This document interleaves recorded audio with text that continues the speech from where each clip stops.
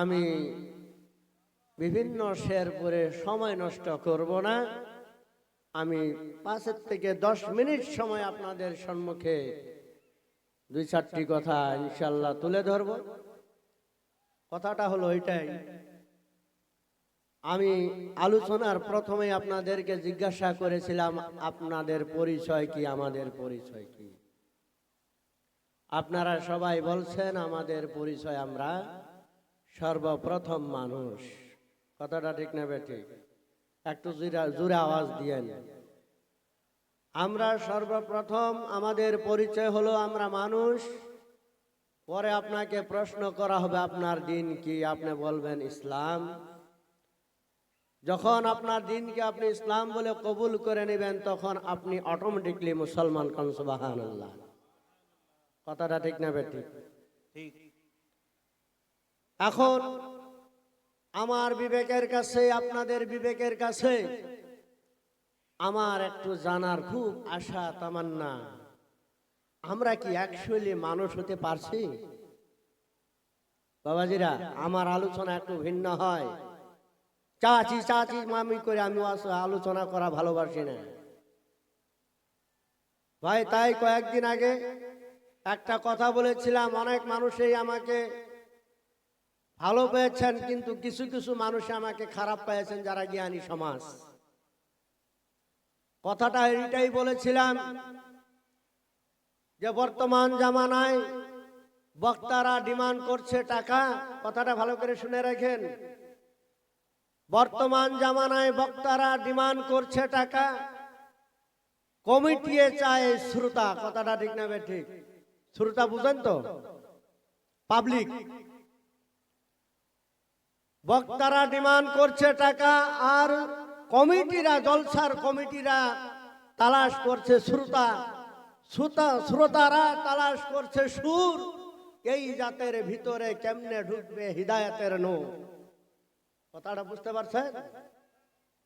আমি একজন আলিম, আমি ওয়াজ করতে যাব, প্রথমে আপনাদের সাথে চুক্তিবদ্ধতা হতে হয় যে আপনারা আমাকে কত টাকা দিবেন। কথাটা ঠিক না ঠিক? আবার যারা জলসা পরিচালনা সমিতি আছেন তারা ভাবেন যে কেমনে করে মানুষ বেশি করে জমানো যায় যাতে কালেকশনটা বেশি হয়। কথাটা ঠিক না ঠিক? তৃতীয় নম্বর, যেই সমস্ত শ্রোতা ব্যক্তিরা, মুসলমান ভাইরা সামিয়ানার নিচে বসেন, তারা সন্ধ্যা থেকে রাত 2টা-3টা পর্যন্ত ওয়াজ শুনবেন। শোনার পরে রাস্তা দিয়ে হেঁটে হেঁটে যাবেন। আপনারা পরস্পরসে আলোচনা করবেন, একজন আরেকজনের সাথে আলোচনা করবেন। অমুক মৌলানারা সেই কোয়া কইছে, কিন্তু সুরটা ছিল, অমুক মৌলানার সুর ছিল। কিন্তু এখন যদি জিজ্ঞাসা করা হয়, ভাই জানা আমার বন্ধু আমার, অনেক সুর দিয়া খুব মধুর কণ্ঠে আপনারা আলোচনা শুনে আসলেন, এখন বলেন তো শুনি কি বলছে? কই সেটা তো আমার মনে নেই। কি বলছে সেটা মনে নাই, কিন্তু আওয়াজটা তো ভালো। বলেন, এই ধরনের যদি আমাদের কার্যসূচি হয়, এই ধরনের যদি উদ্দেশ্য হয়, মানুষ কি কখনোই হেদায়েত হবে? হবে না। আমরাই ওয়াজ করি, আমরাই আলোচনা করি, হায়াত, মওত, রিজিক, দৌলত, এই 4টা জিনিস আল্লাহর হাতে। আবার কিছু কিছু জায়গায় যায় কয় যে না, আপনারা না দিলে আমরা পামু কই, আপনারা না দিলে আমরা পামু কই। আমার কথাগুলো একটু ইঙ্গিতে যাইতেছে, বুঝা যায় ভাইরা আমার। যেই না হোক, আমার একটাই বিষয় যে আপনারা সবাই স্বীকৃতি প্রদান করছেন আমরা সর্বপ্রথম একজন মানুষ। এই পৃথিবীতে হিন্দু, খ্রিস্টান, বৌদ্ধ যত আছে, মুসলমান, সবাই সর্বপ্রথম পরিচয় হচ্ছে আমরা মানুষ।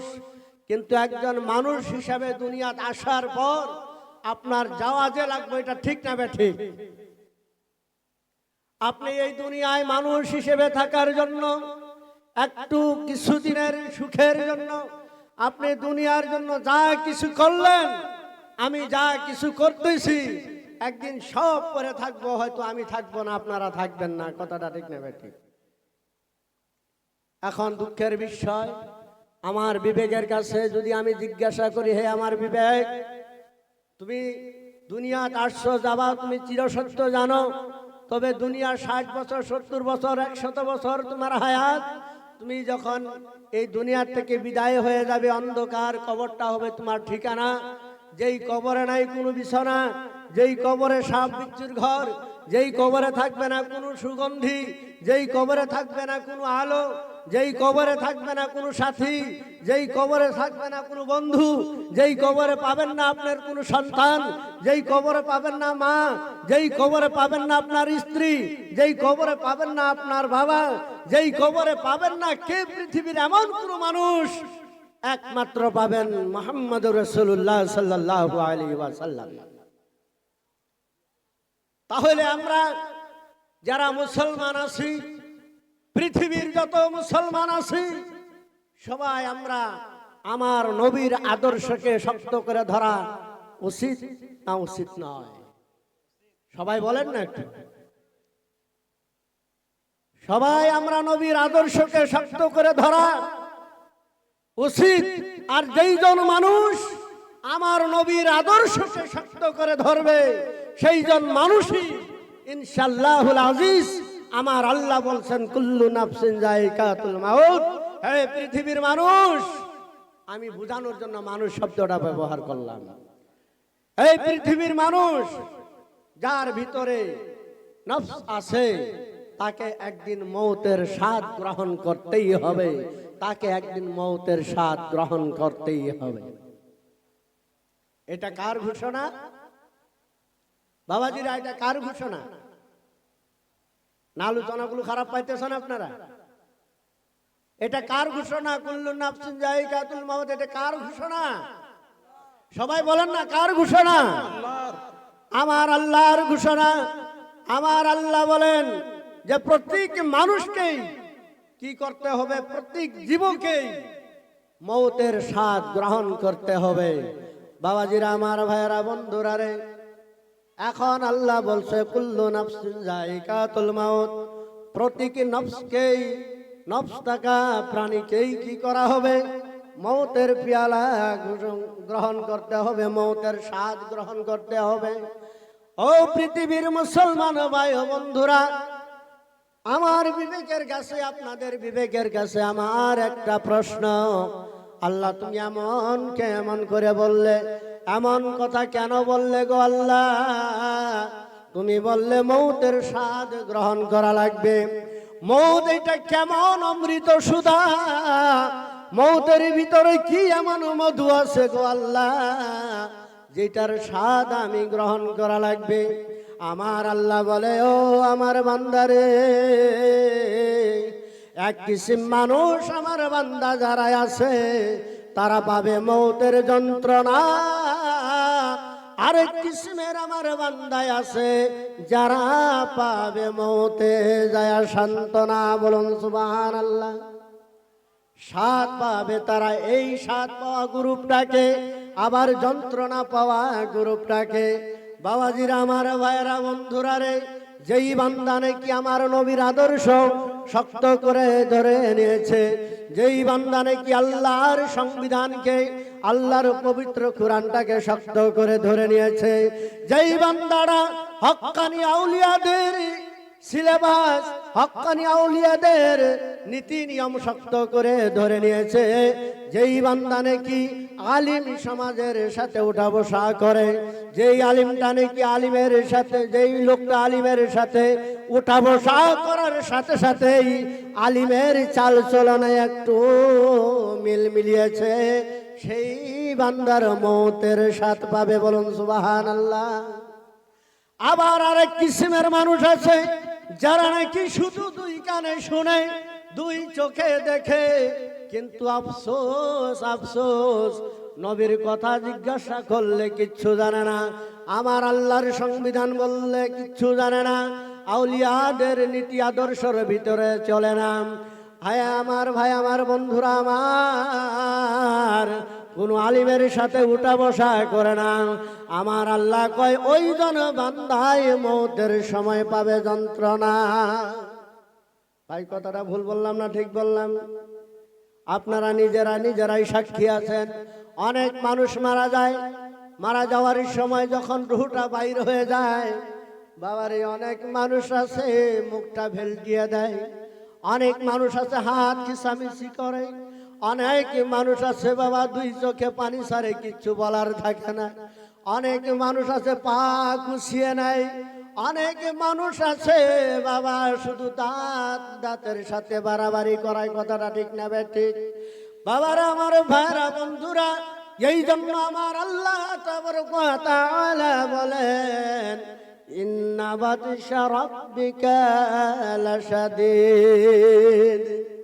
আমার আল্লাহ বলেন এই পৃথিবীর মানুষ তোমরা যত কিছুই করো না কেন, আমি যেই গ্রেফতারি পরোয়ানাটা পাঠাইব রে বান্দা, আমি যেই গ্রেফতারি পরোয়ানা পাঠাইব সেইটা অনেক ভয়ানক গ্রেফতারি। কথা বুঝছেন?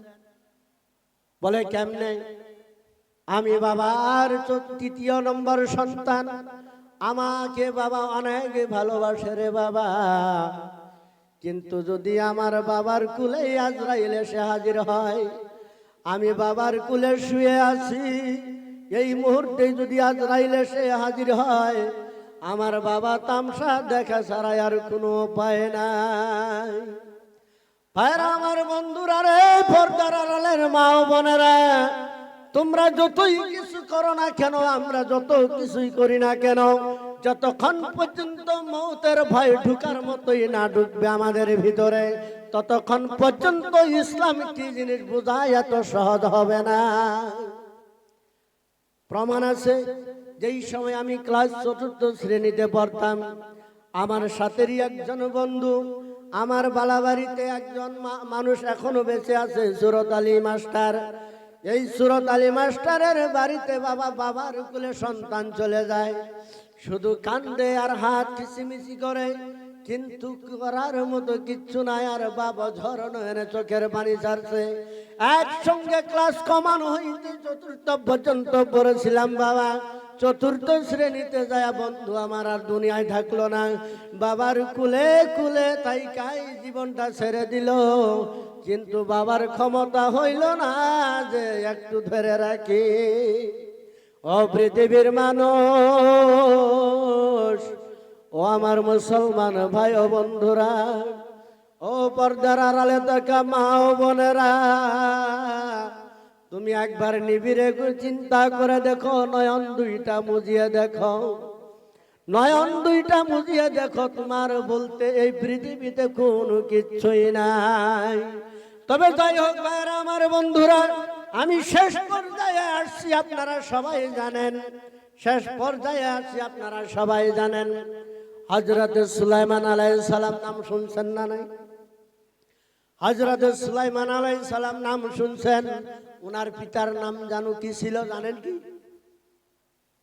ওনার পিতার নাম ছিল হযরত দাউদ আলাইহিস সালাম। বলুন সুবহানাল্লাহ, একটু জোরে বলুন সুবহানাল্লাহ। হযরত দাউদ আলাইহিস সালামের এক এক করে বাবারা 17 জন পুত্র সন্তান।